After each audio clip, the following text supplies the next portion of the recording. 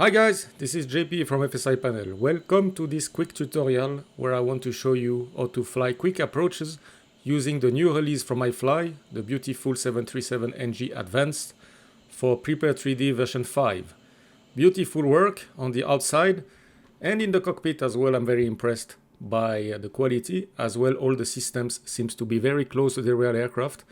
I will do some other video where I will check the systems to make sure it is completely fine and reliable compared to the real aircraft. So how to fly with FSiPanel? As you can see, I just started now my 737. I have a fuel caution because I have no fuel in the center tank, but my pumps are on. You don't need to worry about this. You don't need to worry about any switch in the cockpit. As you can see now, we are on the APU is running, but it's not on the bus. We have the switching. We don't really need to care about the switching. FSiPanel will do that for you. So what is important? There are two major points that are very important when you want to fly an approach with FSiPanel. First of all, make sure that your two engines are running. Now that the two engines are running, we have to check as well one other very important point. Your IRSs need to be aligned. So in the 737, they're in nav mode. And if we look in our PFD, we have no flag and we have a correct attitude indicator. From now on, everything is ready on the aircraft point of view. As well, before you fly, before you load your P3D, make sure that you set your weight. So for the 737 Ifly, I just use here the Ifly configuration tool. Set your payload as you want, set your fuel as you want, and then click on update, and your aircraft will be set with the correct weight. So for this scenario today, I just set 50% of fuel on both left and right tank, and I have a light load. Update was clicked already. This is why we see the right fuel. All right, so now we are ready to program FSiPanel. So as you can see from there, nothing is set. You can see the MCP is normal as default when we start the aircraft. The auto brake is to off. We have a wrong QNH there. So everything is basically as we start the aircraft. I didn't touch anything. So let's go into FSiPanel. And in FSiPanel, we can see that active sky is the actual weather right now. Geneva has been detected as the airport. That's correct. The runway, we will use runway 22 to avoid tailwind. So I will use runway 22 today. And the first approach, we will try a short final. So if I click on short final now, I can see on the summary there that I will be flying an ILS runway 22. I should be positioned at 4 nautical miles final, and my altitude should be 2,600 feet. We will land with flaps 30. Here you could change to flaps 40 if you prefer to do a flaps 40 landing. And as well, it is the Ifly 737-800 that has been detected by FSiPanel.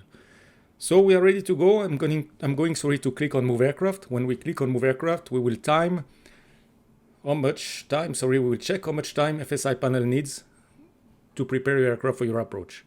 So let's have a look and check your MCP when we click move aircraft. All right, we are in the cockpit. I will start the chrono here, and let's see. You can see the flaps are moving. They should be going to flaps 30. Now, when the aircraft goes in the air, check your MCP now. See, the MCP is set for you. Now we're going to have a look into our FMC. So I will put it like that in front of you so you can see your FMC now. What is going to happen there? FSiPanel will set all your FMC. Everything is set there. And now the only thing we are waiting for is the altitude to reach 2,600, which seems to be the case. Here we are. So we will get a message now from FSiPanel on the top of the screen, aircraft ready. So as you can see there on the clock, 47 seconds, and we are ready to fly our approach. So let's see what FSiPanel did for us. We were on the ground without any setting. So if I look now in my PFD, I can see that I have a localizer indication here for Geneva runway 22. I have my glide slope indication. My QNH has been set as per the actual QNH. I'm in heading altitude hold, the right altitude 2,600 feet as planned, and we are 4 miles final. This is exactly what we wanted. Let's have a look at the overhead panel. So what we can see in the overhead panel, the fuel pumps have been switched as per the actual fuel settings. So we have no fuel in the center tank. So the center tank fuel pumps have been turned off. We can see that our generators are online and the APU has been turned off as it is not required for the flight. We can see that the lights are all on as we're on final. We can see that the engine start switches are both in continuous. Seatbelt sign has been switched on. We can see that the anti-ice is on because we have right now icing condition outside detected by the aircraft. We can see the air conditioning panel, which is set properly. The cruising altitude has been set to 2,600 feet, which is the actual aircraft altitude. This is to avoid an off-schedule descent, master caution when we start our descent. And 1,450, this is our landing elevation. So basically from there, everything has been set for you. You are ready to take over the control. You can see the speed brake is even armed, flaps 30. So we are ready to go for this approach. So I will let the aircraft go down, do an auto land, and I see you just before the landing for the short approach. See you in a while.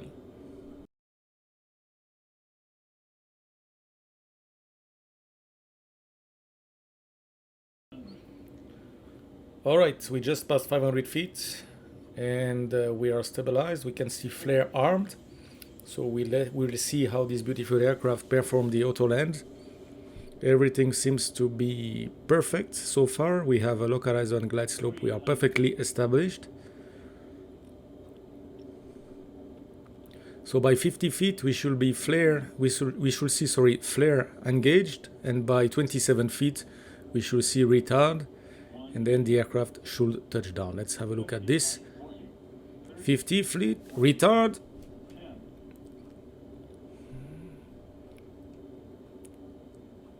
Okay, touchdown, speed brake up, reversers, normal, and we are decelerating.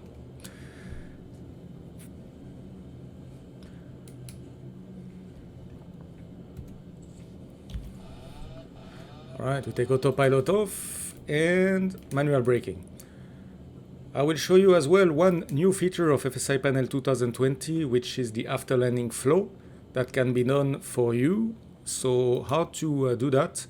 You just have to vacate your runway and make sure that your ground speed is below 30 knots. So here the ground speed, you can see it on the bottom left of my PFD, currently at 27 knots. So when you are below 30 knots, you can activate the after landing flow by just retracting one notch of your flaps. So I will go to flaps 25, and on the top of your screen you can see now after landing procedure in progress. So now FSiPanel is your first officer, and FSiPanel is doing all the work for you, so you can just taxi your aircraft to the gate and FSiPanel will take care of the after landing flow. So I will just stop here, set the parking brake, and let's have a look in the overhead panel. So now we can see that the lights have been switched off. The engine start switches have been set back to automatic. The APU is starting for you, and all the other settings have been set, like the lights are on steady and not anymore on strobe and steady. So basically the after landing is done. We can see the auto brake is off and the flaps are up. Alright, so now let's have a look at FSiPanel. We have the landing report. So if we click on the landing report, we are getting the landing report for that approach. So we can see that the landing distance was around 600 meters, which is satisfactory.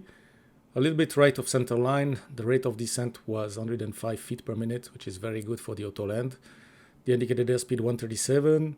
So we can see here our deviations, lateral and vertical deviations, all good. So this will help you to practice your landings.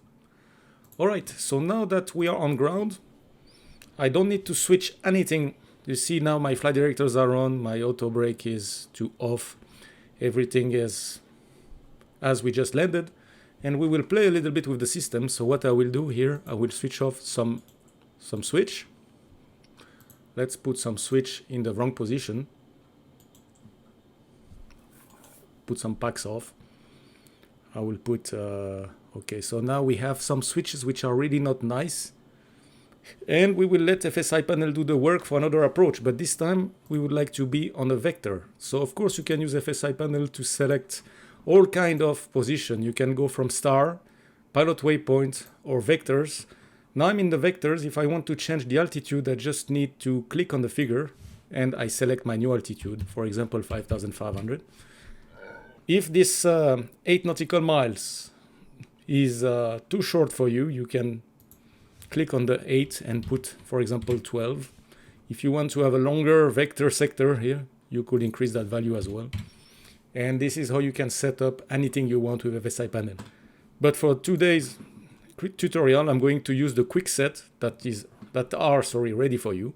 So we will try to put ourselves on the left-hand vectors for the ILS 22 in Geneva. So we can see there on the summary, vector for the ILS runway 22, 8 nautical miles final at 3,700 feet. So now we're expecting flaps 5. Let's see what happened. I click move aircraft.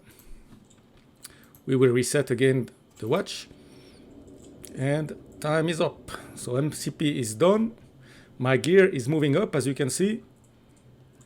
And now we will see how FSiPanel manage this. The FMC will be programmed now with vectors to intercept. So have a look at the ND. So this is my track to the runway.